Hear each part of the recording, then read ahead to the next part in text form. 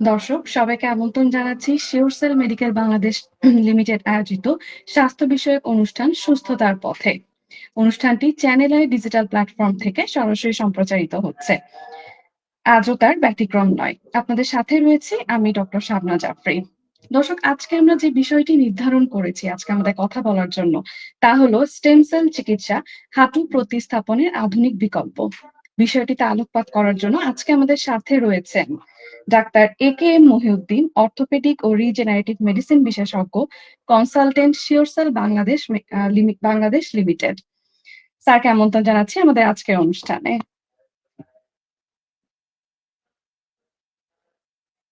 ধন্যবাদ। জি স্যার, আজকে আমরা কথা বলবো স্টেম সেল চিকিৎসা, হাঁটু প্রতিস্থাপনের আধুনিক বিকল্প। স্যার, আগে তো আমরা একটা সময় দেখেছি যে হাঁটু ব্যথাগুলো দেখা যায় যে বয়স্ক ব্যক্তিদের বেশি হতো। ইদানিং কিন্তু আমরা ইয়াং এইজের আ আ মানুষদেরকেও কিন্তু আমরা দেখি যে তাদেরও কিন্তু এখন হাঁটু ব্যথা করছে। বয়স্ক ব্যক্তিদের তো অবশ্যই তখন থেকেই করে, বাট ইয়াংদের মাঝেও কিন্তু এই ধরনের সমস্যাটি পরিলক্ষিত হচ্ছে ইদানিং সময়ে। তো স্যার, আমি আপনার কাছ থেকে একটু জেনে নিব যে কোন আর অবস্থায় রোগীদের হাঁটু প্রতিস্থাপন করার পরামর্শ দেয়া হয়? মানে কোন অবস্থায় গেলে তখন আপনারা বলেন যে না, এখন হাঁটু প্রতিস্থাপন প্রয়োজন? হাঁটু প্রতিস্থাপন বা নি রিপ্লেসমেন্ট একটা হলো ক্ষতিগ্রস্ত হাঁটু যখন আপনার কার্যক্ষমতা নষ্ট হয়ে যায়, যখন দেখা যায় যে যে আমরা ট্রেডিশনাল যে কনজারভেটিভ ট্রিটমেন্ট আছে সেগুলি দেওয়ার পরেও রোগীর ব্যথা এবং ফোলা বা কার্যক্ষমতা কমে যায় বা ঠিক মতো ফিরিয়ে আনা যায় না, তখন আমরা যে ক্ষতিগ্রস্ত জোড়া বা একে রিপ্লেস করে থাকি। এটা একটা শল্য চিকিৎসার মাধ্যমে করা হয়ে থাকে। আচ্ছা। স্যার, দেখা যায় যে আ রোগীরা কিন্তু মানে একটা কথা সবসময়ই তারা বলেন যে, এই যে আমি যে আমাকে যে আপনারা বলছেন হাঁটু প্রতিস্থাপন করব। তো আমার কি লাইফস্টাইলটা আগের মতো থাকবে? কিংবা আমি কি আগের মতো জীবনযাপন করতে পারবো কিনা? আসলে হাঁটু রিপ্লেসমেন্ট করলে ন্যাচারালি যে আল্লাহ প্রদত্ত যেই জয়েন্ট সেটা যেরকম সব ধরনের রেঞ্জ অফ মুভমেন্ট, স্ট্রেংথ বা অন্যান্য যে ফাংশনাল গুলি সবকিছুই অপারেশন একটা কৃত্রিম নিয়েতে সবকিছু অ্যাচিভ করা সম্ভব না। যেমন হাঁটু পুরো ভাঁজ করার রেঞ্জ অফ মুভমেন্ট আমরা বলি, জয়েন্ট রিপ্লেস করলে ওই জিনিসটা ফুল পেজে পাওয়া যায় না। তারপরে নিচে বসে যেমন অনেকে নামাজ পড়তে চান, সেই রিপ্লেসমেন্টটা করলে সেটা নামাজ পড়া যাবে না। রোগীকে হাই কমোড ব্যবহার করতে হবে বা চেয়ারে বসে নামাজ পড়তে হবে। এই জিনিসগুলি আর হলো, যদি হাঁটুর নিজস্ব মাসেল গুলি উইক থাকে, তখন যদি আপনি রিপ্লেস করেন, সেক্ষেত্রে যদি মাসেলের উইকনেস গুলি যদি আপনি ওভারকাম না করতে পারেন, তাহলে টোটাল নি রিপ্লেসমেন্ট বা কৃত্রিম হাঁটু দিয়েও আপনি সবকিছু করতে পারবেন না। ধন্যবাদ স্যার। স্যার, রোগীরা কিন্তু অনেক সময় বলেন যে, এই যে হাঁটু প্রতিস্থাপন কিংবা কোনো প্রসিডিউর এর কথা বললে তারা কিন্তু মানে একটু ভয় পেয়ে যান। যে আমি এই জিনিসটা করতে চাই না। এটার বিকল্প হিসেবে কি আমার অন্য কিছু করা যায় কিনা? আসলে আমরা যে হাঁটুর যেই রিপ্লেসমেন্টে বা আমরা প্রতিস্থাপনের জন্য আমরা হাঁটুর একটা আসলে ডিজিজ যেসব কারণে হাঁটু রিপ্লেস করতে হয়, আমরা মোস্টলি কমনলি অস্টিও আর্থ্রাইটিস এর পেশেন্টদেরকে হাঁটু রিপ্লেস করতে বলি। অস্টিও আর্থ্রাইটিস অনেক রকম আছে, যেরকম প্রাইমারি অস্টিও আর্থ্রাইটিস বা secondary osteo arthritis. Primary osteo arthritis হলো আপনার বয়সজনিত কারণে এজিং প্রসেসে যে হাঁটুগুলি ক্ষয় হতে থাকে, সেগুলি নর্মালি প্রথমে অল্প মাত্রায় হয়, আস্তে আস্তে বাড়তে থাকে। এখানে গ্রেডিং বাড়তে থাকে, গ্রেড 1, 2, 3, 4 বা অ্যাডভান্স স্টেজ বলি 4। কিংবা সেকেন্ডারি অস্টিওআর্থ্রাইটিস অন্য কোনো ধরনের বা অন্য কোনো ধরনের অসুখের কারণে হাঁটুতে সেকেন্ডারি অস্টিওআর্থ্রাইটিস বা আঘাতের কারণে হয়, তখন আমরা সেই হাঁটু আমরা প্রতিস্থাপন বা কনজারভেটিভ ট্রিটমেন্টের অপশন আছে। এখন হলো যে আপনার যদি প্রাথমিক দিকে হাঁটুতে অস্টিওআর্থ্রাইটিস থাকে, আপনি যদি কনজারভেটিভ যেসব ট্রেডিশনাল ট্রিটমেন্ট আছে সেগুলি ঠিক মতো নেন, তাহলে আপনার হাঁটু রিপ্লেসমেন্ট নাও করতে হতে পারে। কিন্তু যখন কনজারভেটিভ ট্রিটমেন্ট গুলি ফেল হয়, এই কনজারভেটিভ এর মধ্যে আমরা কেউ ব্যথার ওষুধ খাই, ব্যায়াম করি, এই ইনজেকশন নেই, স্টেরয়েড ইনজেকশন, হায়ালুরোনিক অ্যাসিড। এই যে চিকিৎসাগুলি বা এখন সবচেয়ে আধুনিক যে কনসেপ্ট গুলি আছে যেমন পিআরপি, এই জিনিসগুলি নেওয়ার পরেও যদি হাঁটু দেখা গেছে যে ব্যথা, ফুলা এবং কার্যক্ষমতা ফিরে আসে না বা সে স্বাভাবিক জীবনযাপন করতে পারতেছে না, সবসময় ব্যথার ওষুধ খেতে হয়। তখনই আমরা বিকল্প হিসাবে নি রিপ্লেসমেন্ট এর সাজেশন দিয়ে থাকি। আচ্ছা। স্যার হাঁটু প্রতিস্থাপনের ক্ষেত্রে কি রোগীরা মানে সব ক্ষেত্রে কি ব্যথামুক্ত আ জীবন দিতে পারে? হাঁটু ব্যথা তো অনেক ব্যথা হয় আমরা সবাই জানি। তো হাঁটু প্রতিস্থাপন করলে কি ব্যথাটা কি সম্পূর্ণরূপে চলে যায়? হ্যাঁ, হাঁটু রিপ্লেসমেন্ট করলে যেহেতু আপনি ডিজিজ পার্টটা নরমালি আপনি ফেলে দিচ্ছেন। আসলে osteoarthritis is non curable disease. But আপনি যখন যেই কারণে ব্যথা হয়, যে একটা হাঁটুর ভিতরে যে কার্টিলেজ আছে, সেটা যদি আপনার ওখানে ব্লাড সাপ্লাই আছে, নার্ভ এন্ডিং আছে, সাবকন্ডাল বোন গুলি এক্সপোজ হয়ে গেলে ব্যথার কারণ, কিংবা সারাউন্ডিং লিগামেন্ট টেন্ডনে প্রদাহের কারণেও ব্যথা হতে পারে। এই জিনিসগুলির কারণে যদি আমি ওই যে ডিজিজ প্রসেসের পার্টটা ফেলে দেই, তাহলে আমি যদি আর্টিফিশিয়াল নি, একটা স্টিলের বা প্লাস্টিকের নি রিপ্লেস করি, সেক্ষেত্রে হাঁটুর ব্যথা কমে যাবে। কিন্তু হাঁটুর যে সারাউন্ডিং যে স্ট্রাকচার আছে, যেমন লিগামেন্ট, টেন্ডন, কিংবা কখনো কখনো দেখা গেছে যে হাঁটুতে ব্যথা মাজার থেকেও নামে, এই জিনিসগুলির ব্যথা অনেক সময় যায় না। বাট অনেক সময় দেখা গেছে হাঁটুর সারাউন্ডিং যে স্ট্রাকচার আছে, সেগুলির জন্য প্রাথমিক দিকে ব্যথা থাকে, কিন্তু যদি আপনি অপারেশনের পরে প্রপার ফিজিওথেরাপি নেন এবং নিয়ম মানেন এবং মাসেল স্ট্রেনিং এক্সারসাইজ গুলি করেন, সেক্ষেত্রে আপনি ব্যথা মুক্ত হতে পারবেন। আচ্ছা, ধন্যবাদ স্যার। স্যার এই যে স্টেম সেল চিকিৎসা কিংবা হাঁটু প্রতিস্থাপনের যে আধুনিক বিকল্প আমরা বলছি, এটি তো আধুনিক চিকিৎসা। তো স্যার আ আ পূর্বে কি ধরনের চিকিৎসা পদ্ধতি ছিল? আসলে আমরা হাঁটুতে অ্যাডভান্স অস্টিওআর্থ্রাইটিস এ আমরা পেশেন্টদেরকে আগে যে ধরনের ট্রিটমেন্ট আমরা দিতাম, যে নরমালি পেশেন্ট ব্যথার ওষুধ খেত, কিংবা স্টেরয়েড ইনজেকশন নিত, বা হায়ালুরোনিক অ্যাসিড ইনজেকশন নিত, কেউ ফিজিওথেরাপি নিত। এই যে conservative treatment, traditional conservative treatment এর বাইরে আমরা দেখেছি যে পিআরপি একটা গুড অপশন। কিন্তু অ্যাডভান্স অস্টিওআর্থ্রাইটিস এ পিআরপি খুব ভালো কাজ করে না। সবচেয়ে ভালো কাজ করে স্টেজ 1 টু 3 পর্যন্ত ন্যাচারাল ট্রিটমেন্ট, রিজেনারেটিভ মেডিসিনের একটা পার্ট পিআরপি।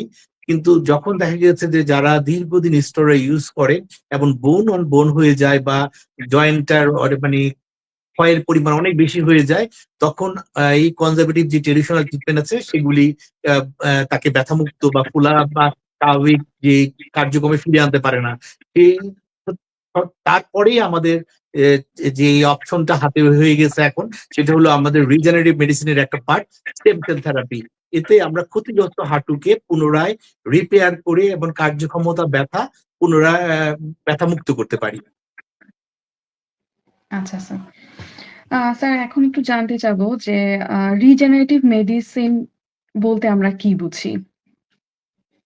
রিজেনারেটিভ মেডিসিন হলো চিকিৎসা বিজ্ঞানের নতুন শাখা। এখানে গ্রোথ ফ্যাক্টর, সেল এবং বিভিন্ন ধরনের এক্সোসোম, এই জিনিসগুলি ব্যবহার করে ক্ষতিগ্রস্ত টিস্যুকে পুনরায় স্বাভাবিক অবস্থায় বহুলাংশে ফিরিয়ে আনা, বা ইনফ্লামেশন কমানো, এবং ক্ষতিগ্রস্ত যে সারাউন্ডিং টিস্যু আছে, সেগুলিকে উদ্দীপনার মাধ্যমে নতুন টিস্যু তৈরি করার যে পদ্ধতি, সেই চিকিৎসা বিজ্ঞানের এই শাখাকে রিজেনারেটিভ মেডিসিন বলে। মানে এটি হচ্ছে আধুনিক একটি শাখা আমাদের জন্য। স্যার তাহলে এটির মাধ্যমে হাঁটুর ক্ষয় রোগটি আমরা কিভাবে কাজ করে? আসলে আমরা এ হাঁটুতে যখন মানে সার্জারির বিকল্প হিসাবে স্টেম সেল ইউজ করি, এই স্টেম সেলের আ আসলে একটা স্টেম সেল হলো এক ধরনের সেল, যেটা ইটসেলফ ডিভাইডেশন এর মাধ্যমে ক্ষতিগ্রস্ত বিভিন্ন ধরনের সেল কে নির্মাণে হেল্প করে, কিছু রিজেনারেশন এ রক্ত চলাচল জন্য এনভায়রনমেন্ট তৈরি করে। এবং বেসিক্যালি আমরা হাঁটু রিপ্লেসমেন্ট এর যেই মেইন কারণ, সেটা হলো যে আমাদের জয়েন্টের ভিতরে এক ধরনের কার্টিলেজ আছে, যেই তরুণাস্থি। এই তরুণাস্থি যখন ক্ষয় হয়, তখন আমাদের তরুণাস্থির নিচে যেই সাবকন্ডাল বোন থাকে, নার্ভ এন্ডিং থাকে, সেগুলি এক্সপোজ হলে পেইন হয়। এবং তার সারাউন্ডিং যে স্ট্রাকচার আছে, মিনিসকাস, এসিএল বা সাইনোভিয়াম, সেগুলিতে প্রদাহ তৈরি হয়, এবং সেগুলি থেকে অনেক সময় ইফিউশন বা পানি জমে, সেটাও প্রেশার ইফেক্টেও পেইন হয়। তো রিজেনারেটিভ মেডিসিন স্টেম সেল এই জায়গাগুলিতে রিজেনারেশন করে টিস্যু, যেমন কার্টিলেজ, নতুন একটা থিকনেস কার্টিলেজ তৈরি করে, এবং সারাউন্ডিং যেই হেলদি টিস্যু গুলি আছে, সেগুলিকে আরো হেলদি করে, সাইনোবিয়ামে নতুন করে সাইনোবিয়াম টিস্যুকে হেলদি করে, এবং ইফিউশন বা সাইনোবিয়ামের যে আমাদের সাইনোভিয়াল ফ্লুইড আছে সেটার স্বাভাবিক যে ড্রেনেজ সিস্টেম বা যে পরিমাণে সাইনোবিয়াম টিস্যু তে হেলদি থাকলে সাইনোভিয়াল ফ্লুইড হেলদি থাকবে, এই জায়গাগুলিতে রিজেনারেশন করে। স্যার কি ধরনের রোগে মানে আমাদের হাঁটু প্রতিস্থাপনগুলো লাগবেই? যদি কারণগুলো আসলে বলতেন। হাঁটু প্রতিস্থাপনের জন্য আমাদের অনেক কারণে হাঁটু প্রতিস্থাপন করতে হয়। আমরা প্রথমত বলেছি যে অস্টিওআর্থ্রাইটিস হলো প্রধান কারণ। অস্টিওআর্থ্রাইটিস এর ২ রকম আছে, যেমন প্রাইমারি অস্টিওআর্থ্রাইটিস বা এবং সেকেন্ডারি অস্টিওআর্থ্রাইটিস। এছাড়া অনেক সময় আঘাতের কারণে আমাদের হাঁটুর হাড্ডি এবং মাসল, কিংবা দেখা গেছে যে আমাদের মেনিসকাস, এসিএল এগুলি যদি অনেক বেশি ইনজুরি হয়, সেখান থেকে সেকেন্ডারি অস্টিওআর্থ্রাইটিস হওয়ার পরেও হাঁটুতে নিজস্ব যেই স্বাভাবিক কার্যক্ষমতা সেটা নষ্ট হয়ে যায়। তখন আমাদের আমরা হাঁটুর রিপ্লেস এর চিন্তা করি। সেক্ষেত্রে তখন আমাদের হাঁটুর রিপ্লেস এর বিকল্প হিসেবে আমরা স্টেম সেল ব্যবহার করি। আচ্ছা। স্যার ইদানিং আমরা দেখি যে মহিলাদের বেশি হাঁটু ক্ষয় হতে দেখা যায় স্যার। এর পিছে কি কোনো কারণ রয়েছে? কিংবা আসলে কি মহিলারা বেশি এফেক্টেড হয়? হ্যাঁ, আসলে অস্টিওআর্থ্রাইটিস এর যে মেইনলি হাঁটুর ক্ষয়, এটা একটা অল্প বয়সেও হতে পারে। নরমালি আজকাল দেখা গেছে যে কিছু নিউট্রিশনাল কজ বা হরমোনাল কজ এগুলির কারণে ফিমেলরা আর্লি অস্টিওআর্থ্রাইটিস বা মেনোপজ যখন শুরু হয়, তারপর থেকে ক্ষয়ের মাত্রাটা বেশি হয়। এছাড়া আমাদের ফিমেলরা যারা নিচে বসে কাজ করে, ওভার ইউজ হয় নিতে, প্রপার পোশ্চার মেইনটেইন করে না। এই কারণে ফিমেলদের অস্টিওআর্থ্রাইটিসটা বেশি হয় ছেলেদের তুলনায়। আর এছাড়া যারা রিপিটেড বিভিন্ন ধরনের ইনজুরি হয় হাঁটুতে, বা যে খেলাধুলা বা অন্য কোনো কারণে আঘাতজনিত কারণে, সেক্ষেত্রেও অস্টিওআর্থ্রাইটিস হয়, এবং সেখান থেকে হাঁটুটা আস্তে, আস্তে তো আরো খারাপ হতে থাকে। একসময় এটি রিপ্লেসমেন্ট এর অবস্থায় চলে যায়। আচ্ছা। স্যার এই যে আমরা যে রিজেনারেটিভ মেডিসিন কিংবা স্টেম সেলের কথা বলছি। তো এই যে স্টেম সেলের চিকিৎসা কিভাবে হাঁটু প্রতিস্থাপন বিলম্বিত বা এড়িয়ে যাওয়ার সুযোগ তৈরি করতে পারে? আসলে আমরা যেটা করি যে আমরা যখন হাঁটুতে অ্যাডভান্স অস্টিওআর্থ্রাইটিস বা স্টেজ ৩ অ্যাডভান্স অস্টিওআর্থ্রাইটিস হয়, তখন আমরা হাঁটুকে কনজারভেটিভ ট্রিটমেন্ট এর যে ট্রেডিশনাল ট্রিটমেন্ট ফেল হলে আমরা তখন স্টেম সেল আ ইনজেকশনের সাজেশন করি। যেটাতে স্টেম সেল হলো একটা ইনজেকশনের মাধ্যমে আমরা জয়েন্টের ভিতরে এক ধরনের সেল প্রতিস্থাপন করি, এবং সেখান থেকে রিজেনারেটিভ প্রসেস এর মাধ্যমে তার ক্ষতিগ্রস্ত যেই তরুণাস্থি এবং সারাউন্ডিং যেই স্ট্রাকচার সাইনোভিয়াম এবং ইনফ্লামেশন এর কারণে যে ব্যথাটা হয়, সেগুলি অনেকাংশে কমে যায়। পেশেন্টের quality of the life, range of movement of the নি, এবং তার জয়েন্টের মধ্যে ফুলা বা ফ্লুইড জমার সেটা অনেক কমে যায়, এবং ব্যথা কমে যায়। এবং দীর্ঘমেয়াদী এই পদ্ধতিতে যে সার্জারির যে বিকল্প হিসাবে আমরা এই ধরনের চিকিৎসা দিয়ে থাকি। তো এই যে আমরা স্টেম সেল চিকিৎসা বলছি, দেখা যায় যে আমাদের পেশেন্টরা প্রায়ই জিজ্ঞেস করে যে প্রসিডিউরটা কি আ ব্যথা হবে কিনা কিংবা ভয়ানক কিনা? মানে তারা একটু ভয় পায়। আসলে আমাদের দেশের যে প্রেক্ষাপটটা একটু ডিফারেন্ট। আমাদের এখানে যাদের নি রিপ্লেসমেন্ট হওয়ার করা দরকার, তাদের 80% লোকই নি রিপ্লেসমেন্ট করে না। কারণ তারা দেখে যে নি রিপ্লেসমেন্ট করার পরে কিছু রুগীকে দেখে যে তাদের আগের যে স্বাভাবিক জীবনযাত্রা অপারেশনের পরে অতটা ভালো থাকে না। সেই পার্সেন্টেজটা একটা 20% কিন্তু আসলে যাদের নি রিপ্লেসমেন্ট এর জন্য উম আমাদের একটা বয়স আছে যা নি রিপ্লেসমেন্ট আমরা করব। যেমন আমরা আইডিয়ালি মনে করি যে ৬০ বছর বয়সে নি রিপ্লেসমেন্ট করাটা বেটার অপশন। কারণ এটা লনজিভিটি আছে। এটা নি রিপ্লেসমেন্ট একবার করলে যে আজীবন হাঁটু ভালো থাকবে না, এটা না। আসলে নি রিপ্লেসমেন্ট এর কখনো ১০ থেকে ১৫ বছর পর্যন্ত লনজিভিটি থাকে। এজন্য আমরা ৬০ বছর বয়সে একজনের নি রিপ্লেসমেন্ট করলে সেই রোগী আ বিগত ১৫-২০ বছর হয়তো তার স্বাভাবিক জীবনযাত্রা চালিয়ে যেতে পারবে। এজন্য আমরা যাদের আর্লি অস্টিওআর্থ্রাইটিস, যে দেখা গেছে কম বয়সে হয়েছে, যেমন ৪০-৪৫, তাদেরকে সার্জারি এভয়েড করা এবং ডিলে করার জন্য স্টেম সেল একটা গুড অপশন। কারণ ট্রেডিশনাল যে ট্রিটমেন্ট আছে, আপনি যদি স্টেরয়েড দেন, তাহলে একসময় স্টেরয়েড কাজ করে অল্প কয়েকদিন, তারপরে আপনি রিপিটেড যখন ইনজেকশন দেন, তখন আপনার এই স্টেরয়েডের কারণে যে শরীরের যে স্বাভাবিক রিপেয়ার প্রসেস আছে সেটা বন্ধ হয়ে যায়, এবং হাঁটুটা অ্যাডভান্স অস্টিওআর্থ্রাইটিস দিকে চলে যায়। সেক্ষেত্রে অনেকে সাইনোভিয়াল আমরা হাইলুরোনিক অ্যাসিড ইউজ করি, কিন্তু অ্যাডভান্স অস্টিওআর্থ্রাইটিসেও হাইলুরোনিক অ্যাসিড বেশি কাজ করে না। হয়তো ২-৩ মাস, ৪ মাস, ৬ মাস পর্যন্ত কাজ করে। একটা সময় দেখা গিয়েছে যে হাইলুরোনিক অ্যাসিডও ওই অ্যাডভান্স নিতে কাজ করে না। সেক্ষেত্রে স্টেম সেল একটা গুড অপশন, যে আপনাকে দীর্ঘমেয়াদী নিয়ার টু সার্জারি ৮ থেকে ১০ বছর, যেমন সার্জারি ১০-১৫ বছর এরকম আপনাকে সাপোর্ট দিতে পারবে। সেক্ষেত্রে আপনি সার্জারি এভয়েডও করতে পারবেন, সার্জারি ডিলেও করতে পারবেন স্টেম সেলের মাধ্যমে। আর স্টেম জেনারেল আমাদের যে কনসেপ্টে সার্জারি রিপ্লেসমেন্ট, এটা একটা বড় অপারেশন। এতে পুরা হাঁটুটা ওপেন করে হাড্ডির উপরে নিচে কেটে ফেলে দিয়ে একটি আর্টিফিশিয়াল নি লাগানো হয়। সেই অপারেশনের পরে রিহ্যাব লাগে। অপারেশনটা অনেক আহ, জটিলতাও তৈরি করতে পারে। যাদের ডায়াবেটিস আছে বা অন্য কোনো প্রবলেম আছে তাদের জন্য রিস্কি থাকে, বা পোস্ট অপারেটিভ আপনার কমপ্লিকেশন হতে পারে। ইভেন আপনার দীর্ঘমেয়াদী প্রায় ৬ মাস পর্যন্ত ফিজিওথেরাপি লাগতে পারে। এক্ষেত্রে স্টেম সেল জাস্ট একটা ইনজেকশন, এইটা আপনার হাঁটুর মধ্যে আমরা স্টেম সেল ইনজেক্ট করে দিই। এটাতে আপনার কোনো অন্য কোনো প্রবলেম নাই।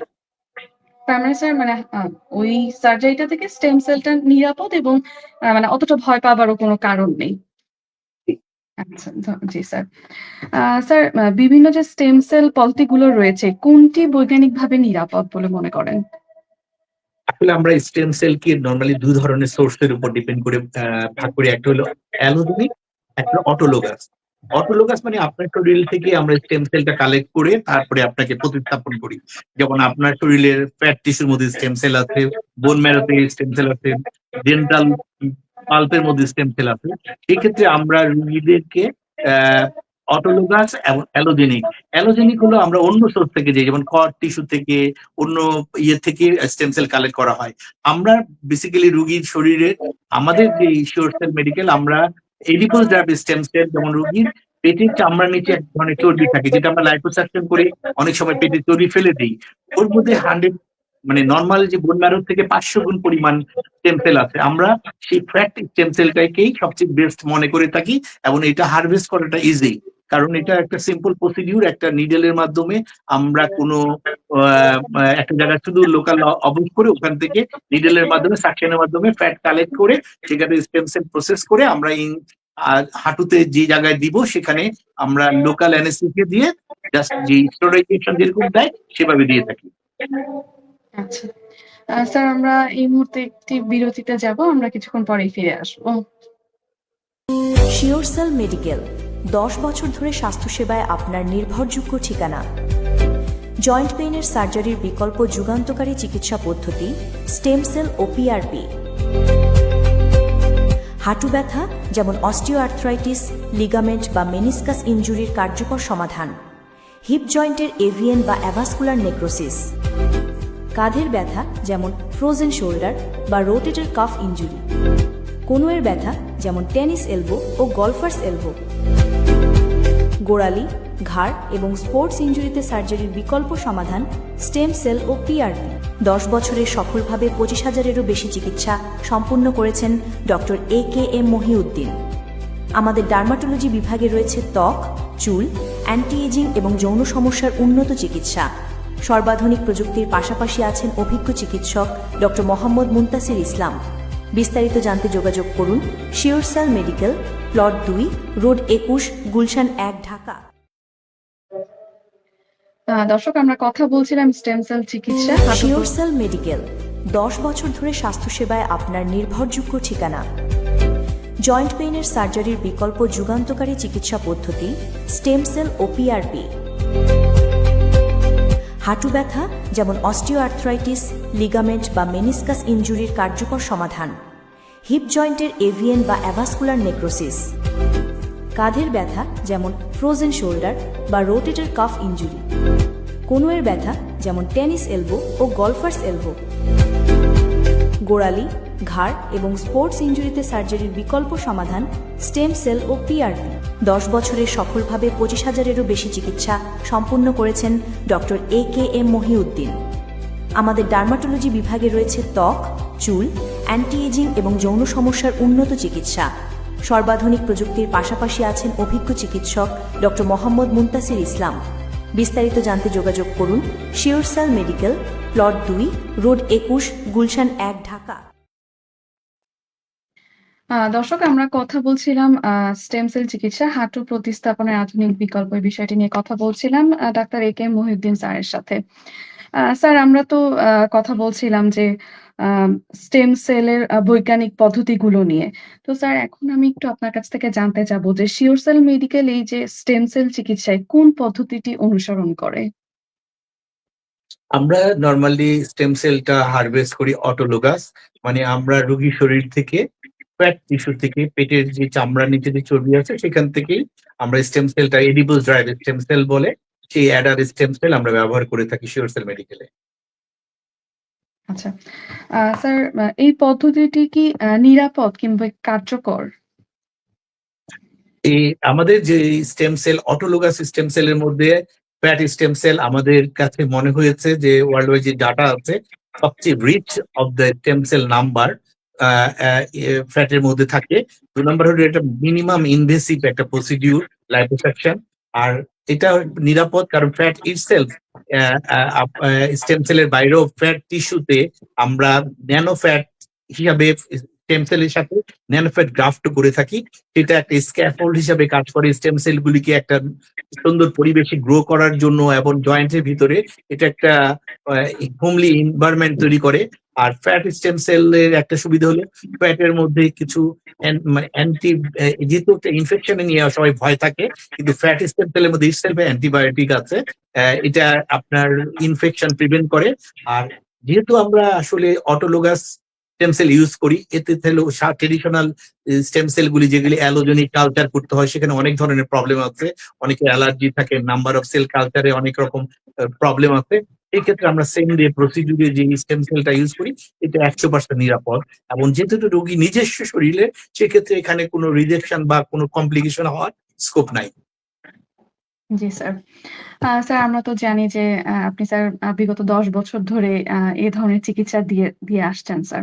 তো স্যার, আপনি কেমন ফলাফল পেয়েছেন, কিংবা আমরা যদি বলি সাকসেস রেট কেমন, আপনার কাছে কি মনে হয়?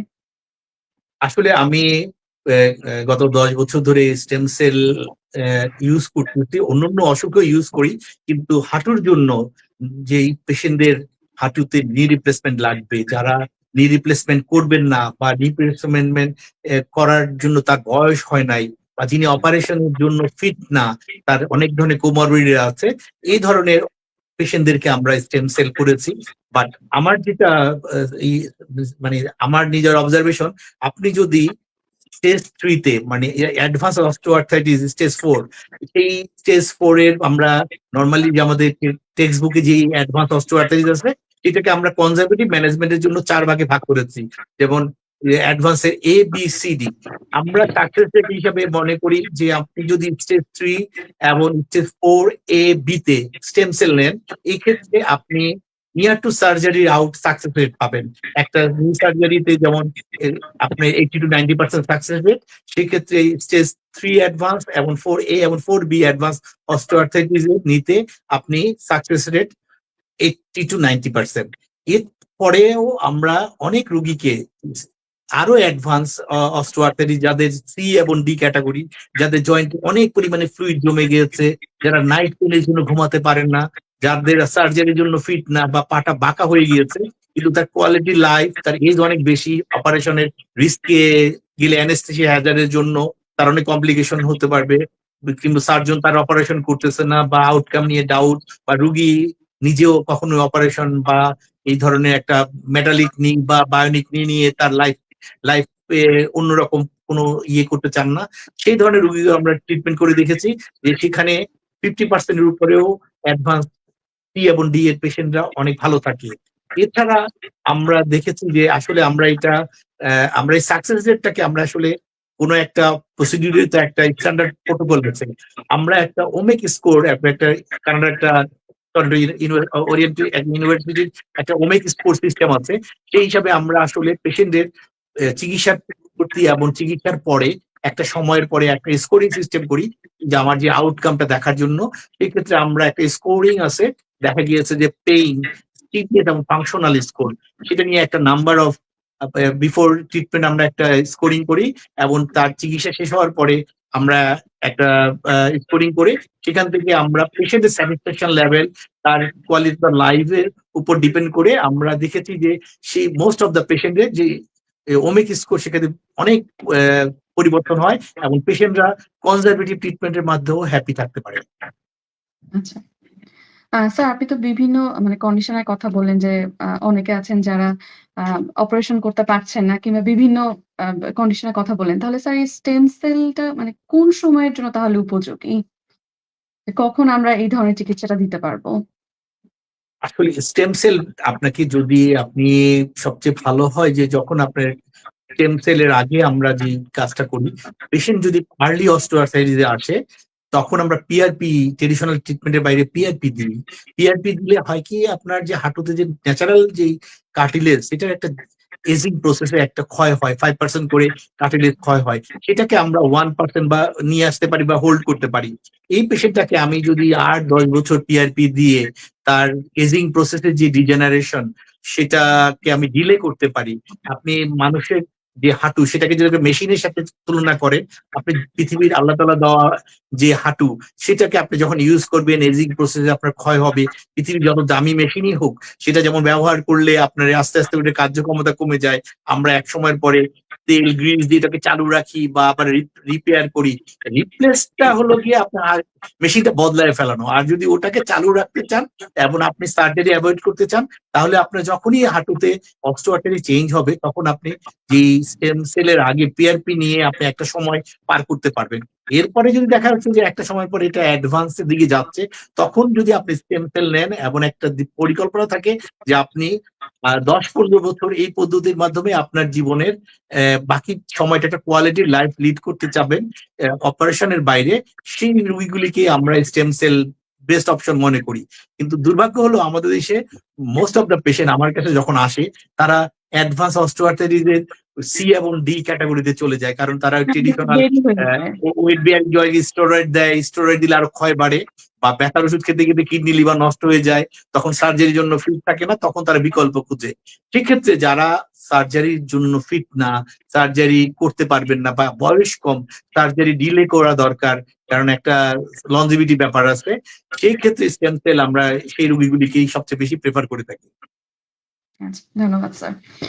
স্যার স্টেম সেল একজন রোগী আসলো আপনাদের কাছে। আপনারা বললেন যে উনাকে স্টেম সেল চিকিৎসা দিবেন। তো স্যার এই ক্ষেত্রে তাহলে ওই রোগীর চিকিৎসার আগে ও পরে কি নিয়ম উনারা মেনে চলবেন? আমাদের কাছে যদি একটা স্টেম অস্টিওআর্থ্রাইটিস এর একটা পেশেন্ট আসে, আমরা ১ম এ নরমালি পেশেন্টটাকে অ্যাসেস করি যে তার হাঁটুতে যে ডিজিজ প্রসেসটা আছে যেটা অস্টিওআর্থ্রাইটিস এর কোন গ্রেডে আছে। তারপরে আমরা সেই রোগীটাকে তার ওয়েট দেখি। কারণ আমরা দেখেছি যে অস্টিওআর্থ্রাইটিস এর পেশেন্ট তারা যদি ওয়েট বেশি থাকে তাহলে তার ডিজিজ প্রসেসটা আরো এগ্রাভেট করে। তার যেই বডি বিএমআই যেটা থাকা উচিত। একটা বিএমআই হলো একজন মানুষের গড় উচ্চতার সাথে তার ওজনের একটা ক্যালকুলেশন। এতে যদি দেখা যাচ্ছে যে যাদের বিএমআই 35 এর বেশি তারা অপারেশনের আউটকাম অনেক খারাপ। যারা অপারেশন করলে নি রিপ্লেসমেন্ট করে হ্যাপি হতে পারে না। আবার অস্টিওআর্থ্রাইটিস যাদের আমরা দেখেছি ২৫-২৬ বিএমআই থাকে তাদেরকে আমরা অনেক ধরনের ট্রিটমেন্টের মাধ্যমে হ্যাপি রাখতে পারি। সেক্ষেত্রে আমরা রোগীদেরকে ১ম এ সাজেশন দেই যে আপনি আপনার ওজন নিয়ন্ত্রণ করবেন, চেষ্টা করবেন ওজন কমানোর জন্য। সেক্ষেত্রে আমরা কার্বোহাইড্রেট, প্রসেস ফুড এগুলি এবং মাধ্যমে খাদ্যাভ্যাসের মাধ্যমে ওজন কমাতে পারি। এছাড়াও আরো অনেকগুলি অপশন আছে। এখন লেটেস্ট কতগুলি আ প্রসেস আসছে যে আপনি যদি অনেক বেশি ওজনও থাকে বেরিয়াট্রিক সার্জারির বাইরেও আপনি প্রতি সপ্তাহে একটা ইনজেকশনের মাধ্যমেও আপনি ওজন কমাতে পারবেন। আপনার টোটাল বডি ওয়েট এর একটা আইডিয়াল স্ট্যান্ডার্ড নিয়ে আসতে পারবেন। আমরা রুগী ওজন কমানোর জন্য সাজেশন দেই। তারপর রুগীকে আমরা নিয়মিত কিছু এক্সারসাইজ করতে বলি যেমন রুগী প্রতিদিন হাঁটবে। একটা অস্টিওআর্থ্রাইটিস এর পেশেন্ট যদি তার হাঁটুতে ৩০০০ কদম প্রতিদিন না হাঁটে তাহলে তার হাঁটুর ভিতরে সার্কুলেশন হবে না, তার মাসল কাজ করবে না। সেক্ষেত্রে যারা হাঁটতে অসুবিধা হয় বা হাঁটার জায়গা নাই বা অন্য কোনো তাদের জন্য cycling, swimming this is good option. আমরা এই জন্য অভ্যাস করে রুগীকে রপ্ত করাই।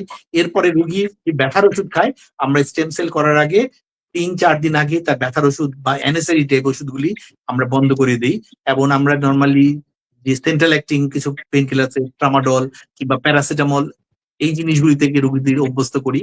এরপরে আমরা রোগী যদি কোনো ব্লাড থিনার খায়, তাদেরকে ৩-৪ দিন আগে আমরা রক্ত পাতলা করার ওষুধটা বন্ধ করি। কেন? আমরা পেটের চর্বি নেওয়ার জন্য ওখানে যখন ফ্যাট নেই, এই জিনিসগুলি আপনার যদি রক্ত পাতলা করার ওষুধ খায়, তাদের ফ্যাট নেওয়ার পরে হয়তো স্কিনটা একটু লাল, লাল ভাব হয়। কিন্তু সেটা আবার চলে যায়। সেজন্য আমরা ব্লাড থিনার জাতীয় ওষুধগুলি ৩-৪ দিন আগে বন্ধ করে দেই। তারপরে আমরা রোগীটাকে একটা প্রিপারেট করে, তারপরে যারা স্মোকার উম বা অন্য কোনো যাদের অন্যান্য স্টেরয়েড ইউজ করেন, সেগুলি আমরা বন্ধ করে দিয়ে তারপরে আমরা রোগীটাকে রেডি করি। আচ্ছা, ধন্যবাদ স্যার। আ স্যার হাঁটু প্রতিস্থাপন তো একটি ব্যয়বহুল চিকিৎসা, এটি আমরা সবাই জানি। তো স্যার সেই তুলনায় স্টেম সেলের চিকিৎসার ব্যয়টা কেমন? এটা রোগীরা অনেকেই জানতে চান যে আমার কেমন আ টাকা-পয়সা লাগতে পারে? এই সম্পর্কে যদি একটু ধারণা দিতেন। আসলে হাঁটু রিপ্লেসমেন্ট এর যে কস্টিং, সেটা আপনার ডিপেন্ড করে হলো যে আপনি একটা হাঁটু করতে গেলে একরকম খরচ, ২ টা হাঁটু করতে গেলে আরো একরকম খরচ। তার সাথে ইমপ্ল্যান্ট, পৃথিবীতে বিভিন্ন ধরনের ইমপ্ল্যান্ট আছে। সেই ইমপ্ল্যান্ট গুলি বিভিন্ন দাম, বিভিন্ন দেশে। আমাদের দেশে যেসব ইমপ্ল্যান্ট ইউজ হয় সেগুলি বিভিন্ন দামের আছে। তার উপর ডিপেন্ড করে বাংলাদেশে গড়ে একটা হাঁটু রিপ্লেস করতে আপনি যদি উম উম মধ্য মানের কোনো হসপিটালেও করেন, ৳৫,০০,০০০ করে আপনার একটা নি রিপ্লেসমেন্ট এ খরচ হবে। আর যদি একটু ভালো হসপিটালে করেন সেটা ৮, ৯ লাখ, ৳১০,০০,০০০, ইভেন আপনার অপারেশনের পরে কমপ্লিকেশন হলে আরো বেশি খরচ হতে পারে। সেক্ষেত্রে আমাদের কাছে স্টেম সেল জাস্ট, আপনি যদি ২ হাঁটুতেও স্টেম সেল করেন, একটা নি রিপ্লেসমেন্ট এর অর্ধেকের চেয়ে কমে টাকায় আপনি করতে পারবেন। আচ্ছা। আ স্যার আপনার কাছে এখন আমি জানতে চাবো, স্যার যারা দীর্ঘদিন ধরে এই হাঁটুর ক্ষয় রোগে ভুগছেন কিংবা যাদের এই যে হাঁটু ব্যথা, তো তাদের জন্য আপনার পক্ষ থেকে কি পরামর্শ থাকবে? আসলে আমাদের যারা হাঁটুর অসুবিধায় ভুগছেন তাদের জন্য আমার মেসেজ হলো, এটা একটা degenerative process, mostly primary osteoarthritis. এটা বয়স হলে আস্তে, আস্তে করে আপনার এটা ক্ষয় হবে। আপনার বয়সের সাথে সামঞ্জস্য রেখে হাঁটুর যত্ন নিবেন। আপনার যেমন হাঁটুর যদি এখন ৪০ বছরের একজনের হাঁটুতে যদি স্টেজ 4 হয়ে যায়, যেটা আমরা মনে করি যে বয়স তার এখন ৪০ কিন্তু হাঁটুর বয়স হয়ে গেছে ৬০ বা ৬৫। এটার জন্য আপনাকে অবশ্যই অ্যাওয়ারনেস লাগবে। আপনি আপনার যখন শরীরের বিভিন্ন রোগের যে চিকিৎসা নেন, সেরকম করে হাঁটুর যদি ক্ষয় রোগ থাকে, সেটার জন্য আপনার জীবনযাত্রা, ব্যায়াম, খাদ্যাভ্যাস খুব ইম্পোর্টেন্ট। আপনার হাঁটুর যে ক্ষয়টাকে, সেটার জন্য নন কিউরেবল ডিজিজ। এটা ডায়াবেটিস বা হাইপারটেনশন এর মতো। এটা আপনাকে কিউর কিছু না। আপনি হয়তো রিপ্লেস করলে সেটা ডিজিজ পার্টটা ফেলে দিবেন। কিন্তু আপনার যদি অস্টিওআর্থ্রাইটিস থাকে, সেটাকে আপনি যদি ঠিক মতো আপনি ট্রিটমেন্ট করেন, তাহলে প্রোগ্রেশনটা যদি থামাতে পারেন, তাহলে আপনার হাঁটুর ক্ষয় নিয়েই আপনি আপনার স্বাভাবিক জীবনের যেটা গড় আয়ু থাকে, সেই পর্যন্ত আপনি কোয়ালিটি লাইফ লিড করার পর্যন্ত যেতে পারবেন। এজন্য আপনাকে যেটা করতে হবে, আপনার ১ম এই আপনাকে ওজনটা নিয়ন্ত্রণে রাখা উচিত। কারণ আপনার একটা হাঁটু ওয়েট বেয়ারিং জয়েন্ট গুলির একটা কার্যক্ষমতা স্বাভাবিক রাখার জন্য একটা ওজন থাকা দরকার। কারণ আপনার যদি মনে করেন যে আপনার ওজন ৭০ কেজি বা ৮০ কেজি, কিন্তু আপনার বিএমআই অনুযায়ী এটা ২৫ এ থাকা উচিত, ২৫ থাকা উচিত। সেক্ষেত্রে আপনার যদি বিএমআই এর অতিরিক্ত প্রতি কেজির জন্য ৪ কেজি এক্সট্রা লোডটা আপনার নিতে পড়বে। সেক্ষেত্রে আপনি ওজন নিয়ন্ত্রণ করবেন, ওজন কমানোর চেষ্টা করবেন। রেগুলার কিছু অ্যারোবিক এক্সারসাইজ করবেন, যেমন সাইক্লিং, সুইমিং, হাঁটা। এই জিনিসগুলি আপনার সারাউন্ডিং মাসল গুলোকে স্ট্রং রাখবে, হাঁটুর উপর লোডটা কম করবে এবং ক্ষয়টা প্রিভেন্ট করবে। আর এরপরে হলো আপনার খাদ্যাভ্যাস। আপনাকে নরমালি আপনার যখন হাঁটুতে ক্ষয় হয়, সেই ক্ষেত্রে দেখা গেছে প্রসেস ফুড, যেমন চিনি জাতীয় খাবার, প্রসেস ফুড, এগুলি ডিজেনারেশন বাড়ায়। এছাড়া আপনার যদি কোনো ক্রনিক ডিজিজ থাকে, ডায়াবেটিস কিংবা আপনার গাউট, এগুলি নিয়ন্ত্রণে রাখার জন্য আপনি চেষ্টা করবেন। তার সাথে আপনি প্রতিদিন চেষ্টা করবেন যে কিছু সাপ্লিমেন্ট আছে যেগুলি আসলে হাঁটুর যে ক্ষয় সেগুলিকে কিছুটা হলেও ইনফ্লামেশন কমাবে, ক্ষয় প্রিভেন্ট করবেন। যেমন ক্যালসিয়াম, ভিটামিন ডি, এই জাতীয় খাবার সাপ্লিমেন্ট গুলি আপনি খাবেন। এবং যাদের আসলে অনেক হাঁটুতে বিভিন্ন সেকেন্ডারি অস্টিওআর্থ্রাইটিস, যেমন রিউমাটয়েড আর্থ্রাইটিস বা অন্যান্য কারণে হয়, তাকে যে মেইন অসুখটা রিউমাটয়েড আর্থ্রাইটিস, সেটারও প্রপার ট্রিটমেন্ট নিতে হবে। এবং যাদের প্রদাহ বেশি হয়, তারা নরমালি কিছু প্রদাহ কমানোর জন্য খাবার আছে, যেমন টারমারিক, ফিশ অয়েল, এইগুলি আপনার ন্যাচারাল ট্রিটমেন্ট আপনাকে হেল্প করবে। এরপরে আপনি যদি দেখা গেছে আপনার যে চিকিৎসক, তার সাথে যোগাযোগ রাখবেন। আপনি অ্যানেসেরি টাইপ ওষুধগুলি অ্যাভয়েড করার চেষ্টা করবেন, কারণ দেখা গিয়েছে যে অনেকেই এই ধরনের ওষুধ খেয়ে কিডনি, লিভার, হার্টে অনেক জটিলতা তৈরি হয়। তারা আসলে অপারেশনের জন্য এক সময় ফিট থাকে না বা অপারেশনের জটিলতা তৈরি হয়। ডায়াবেটিস নিয়ন্ত্রণে না রাখলে জটিলতা তৈরি হতে পারে। সেই ক্ষেত্রে আপনি এই অসুখগুলি নিয়ন্ত্রণ রাখবেন। তাহলে দেখা গিয়েছে যে আমাদের যেমন হাঁটুতে ক্ষয়, ব্যথা সেটা হবে। এটা একটা ন্যাচারাল ওয়ে। আপনাকে মানুষের যেরকম হয় পশু পাখিরও হয়। বাট সবাই তো নি রিপ্লেসমেন্ট করেও না বা পশু পাখির এই ধরনের ট্রিটমেন্ট যায় না। তাই আমরা কোয়ালিটি লাইফ লিড করার জন্য আমাদের নিজেদের এডুকেশন দরকার যে আমরা আমাদের হাঁটুটাকে কিভাবে ভালো রাখতে পারবো।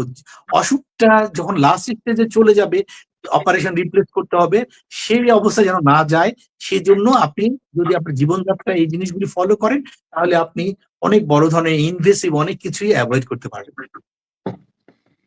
স্যার আপনাকে অনেক ধন্যবাদ। আশা করি স্যার আপনার এই মূল্যবান তথ্যগুলো আমরা অবশ্যই মেনে চলবো আমাদের, যাতে আমরা এই ধরনের সমস্যাগুলো থেকে নিজেদেরকে দূরে রাখতে পারি।